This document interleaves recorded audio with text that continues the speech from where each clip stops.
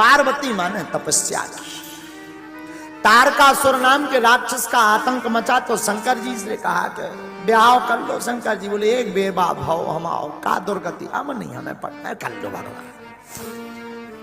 राम जी प्रकट भय, राम जी ने आज्ञा दी आप विवाह करो। जब आज्ञा मिली विवाह की, आहा हा हा, तो कहा कि हमारे निवेदन को आप सिरोधार मत करना, हृदय में रखना। शंकर जी बोले क्यों? बोले सिर पर है आपके गंगा, अगर हमारी पाती गंगा में धर दे तो कहूं बहाना जाए, हृदय में रख लेना ताकि बहाना पाए। भोले बाबा ब्याह के लाने तैयार हुए। बोले अब लड़की बताओ। देवता बोले हम पहले ही ढूंढे बैठे, हाउ की टाइम आती। कौन? बोले पार्वती। शंकर जी बोले पहली बार विवाह किया था, जांच परख के नहीं किया तो आफत भोगनी पड़ी, इस बार हम परीक्षा लें। सप्तऋषियों को भेजा, जाओ। सप्तऋषि गए। पार्वती शंकर के चक्कर में मत पड़ो, देखो निष्ठा हो तो ऐसी। लोग कहते राम मिलते नहीं है, लोग कहते शंकर मिलते नहीं है, जरा सुनना। पार्वती के पास में सप्तऋषि गए। बोले हम तुम्हारा विवाह दूसरे के साथ करवा देते हैं, भगवान विष्णु के साथ, देखने में बड़ा सुंदर, तुम वैकुंठ की रानी बनकर के रहोगी, राज करोगी, पूरा संसार तुम्हारी पूजा करेगा। अब वो तो नगन है, अमंगल भेष वाला है, न रहने का ज्ञान न खाने का ज्ञान, भूतों के संग रहता, कैलाश पर्वत पर रहता, कहां जिंदगी बर्बाद करोगी। पार्वती कहती हैं बरह शंभु नाता रहूं कुंवारी, मैं विवाह करूंगी तो केवल शिव से करूंगी, वरना कुंवारी मर जाऊंगी। मानो पार्वती की भांति जीवन में भक्त को भी चाहिए, भगवान को पाना है तो पार्वती जैसी दृढ़ता रखो, राम तुम्हें मिल जाएंगे। विवाह करूंगी तो भोले बाबा जन्म कोटि लगी रगरे हमारे, जन्म की ये हमारा सिद्धांत है, या तो विवाह करूंगी तो शंकर जी से। सप्तऋषि प्रसन्न हो गए। भोले बाबा को बताया, बिटिया बहुत गजब की है। बाबा ने हाँ कह दिया। समाधि लग गई, कामदेव को जलाया भोले बाबा ने। बाबा विवाह को तैयार होने के पहले स्वयं बटू ब्राह्मण का भेष धारण करके गए पार्वती के पास। खूब उपदेश दिया, समझाया, मत करो, शंकर के चक्कर में मत पड़ो। अपने ही मुख से शंकर जी अपनी बुराई कर रहे। पार्वती कुछ नहीं बोली। बोले महाराज आप अगर विवाह का ठेका लेते हो तो हमारे जैसी तो अनेक कन्याएं हैं भारत में, बर हैं, उनके ब्याह करवाओ, हमारे चक्कर में ना पड़ो। हम तो विवाह करेंगे तो भोले बाबा के साथ, नहीं तो नहीं। आहा, बाबा मुस्कुरा गए। सुन बोली मुस्काए भवानी, मां भी मुस्कुराई, बाबा भी मुस्कुराए, प्रकट हो गए। देवी तुम जिनके लिए तपस्या कर रही वही हम शिव हैं, तुम्हारी तपस्या से हम गदगद हो गए। आज तक हमने मांगने पर लोगों को धन दी, दौलत दी, पुत्र दी, संतति दी, आयु दी, नाम दिया, यश दिया, कीर्ति दी, पर धन्य है पार्वती तुमने ऐसी तपस्या की कि हमने अपने आप को ही तुम्हें दे दिया। देवता प्रसन्न भय, गदगद भय। क्यों? बाबा ने विवाह के लिए हाँ कह दिया। देवता बोले अब तो ब्याह के रसगुल्ला खबने। आहा, सब देवता बारात की तैयारी करने लगे, अपने अपने वाहनों को सजाने लगे। जमराज का वाहन है भैंसा, लगो जमराज रगड़ में। आज करिया से गोर ना कर दिया तो हमार नाम नहीं भैया, रगड़ में लगो, बोलो शैम्पू साबुन। भैंसा भी बोला सरकार आज का गड़बड़ हो गई। जमराज बोले कुछ गड़बड़ नहीं भाई, चुप खड़ा रहे। क्यों? आज जो हमने करिया से तुझे गोर ना कर दिया तो हमार नाम नहीं, आकर गड़बड़ क्या? बोले आज बारात में चलना है। किसकी? भोले बाबा की। भैंसा भी बोलो रगड़ो रगड़ो हुजूर, खाल भलाऊं करे आवे, पर बारात में चलना है, आनंद आएगा। भैंसा बोला एक बात बताओ। क्या? बोले सबका विवाह होगा कि भोले बाबा का? जमराज बोला मतलब? बोले हम भी अब कुंवारे हैं। जमराज बोले चुप, केवल तैयार हो। इंद्र अपने हाथी को तैयार करने लगा। ऐरावत नाम के हाथी को रगड़ रगड़ के सफेद था और सफेद कर दिया, फूल माला सजने लगी। ब्रह्मा जी अपने हंस का साफ करने लगे भगवान गरुड़ जी को, विष्णु भगवान गरुड़ को। लेकिन जी को ब्याह होने की तरफ किसी की नजर नहीं, उनके रिश्तेदार है नहीं, ना भाभी ना भैया ना मताई ना बाप। अब तैयार को करवाओ। शाम की टाइम गढ़ों को याद आई कि दूल्हे राजा तो ऐसे ही बैठे नगरदम। नंदी बोले सरकार आज आपको ब्याह है। बोले बाबा बोले है तो है। बोले कम से कम तैयार तो हो जा। शंकर जी बोले कहा होना चलो। नंदी बोले जौन है साहब के चलवे यहाँ कह रहे को वहां अपनी बिटिया नहीं देना, उल्टे रसगुल्ला और फेंक के मारे।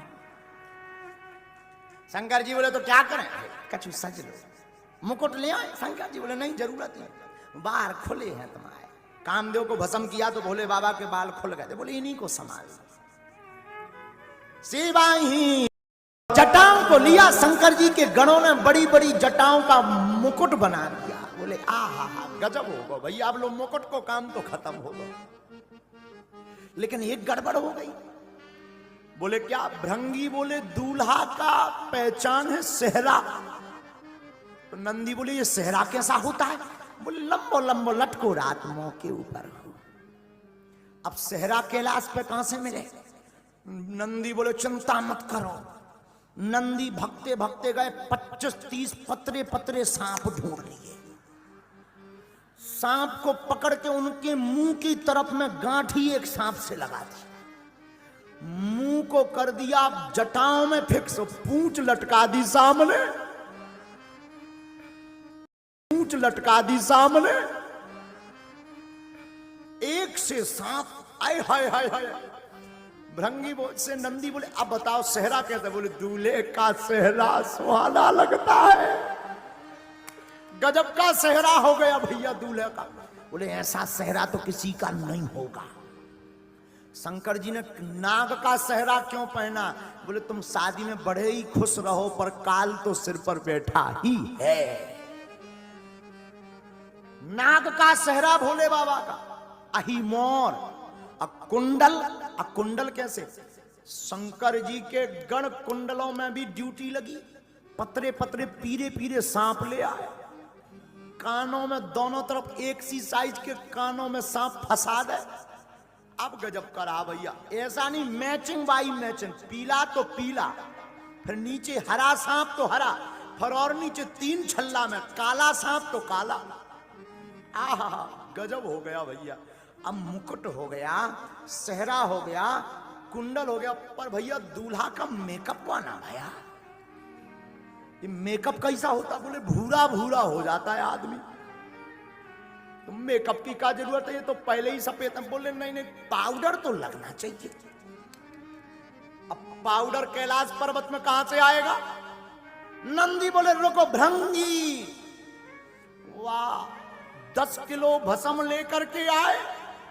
भस्मी लगाई नहीं, थोप दई पूरे में। एक होता लगाना, लगा के मिलाना, थोप दई। एक तो भोले बाबा वैसे ही सफेद, तो भस्म लगने के बाद और बगल भूरा दिखने लगे। आहा आनंद आ गया। अब श्रृंगी ने कहा कहो भैया नंदी पाउडर भी गजब को होगा। अब का रह गया? उठो जरा बाबा। बाबा खड़े भाई। बोले सब गड़बड़। बोले का? बोले शेरवानी नहीं पहने। तो भोले बाबा बोले हम शेरवानी एरवानी कछु ना पहनेंगे, ऐसे ही जाएंगे। महाराज नगरदम मत जाओ, कछु तो पहन लो। हम ना पहनेंगे। जो मृग चर्म पर भोले बाबा बैठे थे वही मृग चर्म लपेट दी कमर में। लेकिन गड़बड़ ये कि मृग चर्म में कौन बटन आती, जैसे ही लपेटी सो छूट गई। अब नंदी ने कहा क्या करें? बोले एक गढ़ की ड्यूटी लगाओ, वो पकड़े ही लावे पूरे ब्याह भर। तो श्रृंगी बोले कहीं उसका हाथ दर्द करने लगाओ, भर भावनन में कहूं एक छल्ला छूट गो, गड़बड़ हो जाएगी। अब क्या किया जाए? तो नंदी ने कहा नो प्रॉब्लम, एक उपाय है। कारो कारो 2.5 हाथ को एक सांप ढूंढो, और सांप को उस मृग चर्म के ऊपर लपेट के गांठी लगा दी और सांप से बोले सुनो पूरी इज्जत तुम्हारे ऊपर है, दुनिया पलट जाए पर तुम ना खिसकना। सांप भी बोलो चिंता ना करो, इज्जत संभाल के हम अच्छे से जानते हैं। कहा अब बढ़िया रहा भैया। बाबा का दिव्य श्रृंगार हुआ, हाथ में त्रिशूल दिया, डमरू दी, ललाट पर सुंदर चंद्रमा, सिर पर गंगा, गले में नाग, एक नाग का यज्ञोपवीत, मृग चर्म, ऊपर से नाग बंदो से बीच बीच में सांप कमर में ऐसा हो जाए। अद्भुत श्रृंगार लगे। श्रृंगार देख करके ना सब बड़े प्रसन्न हो गए।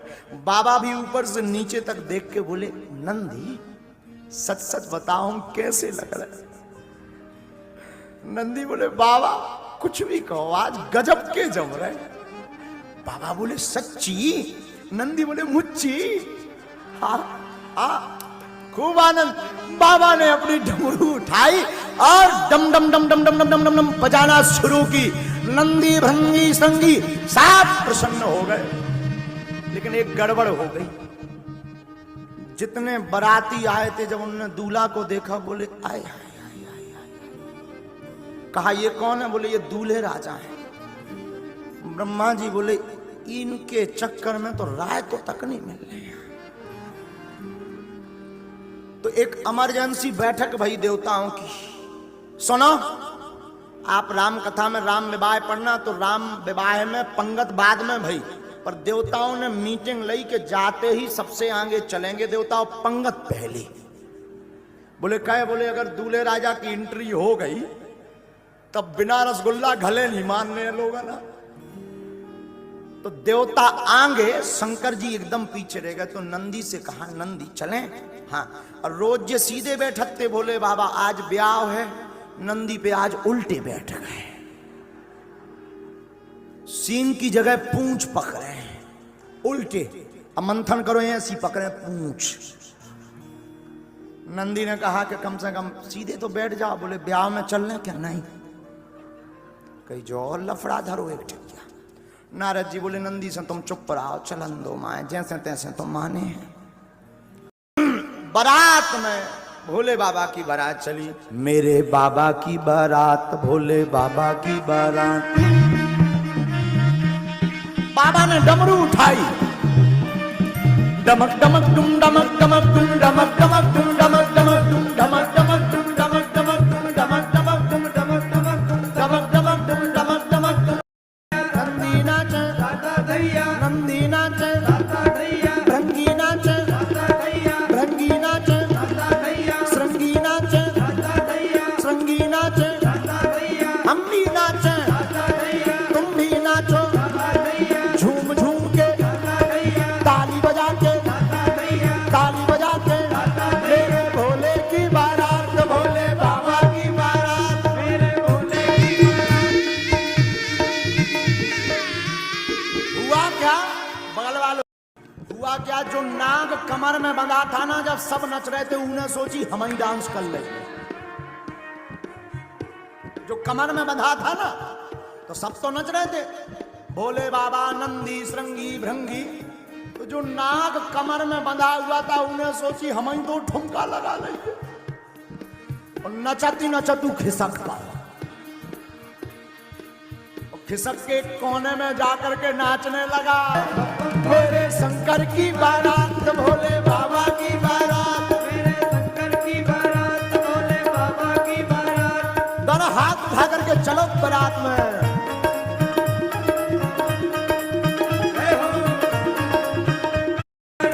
हाँ जी, डमरू बाजे,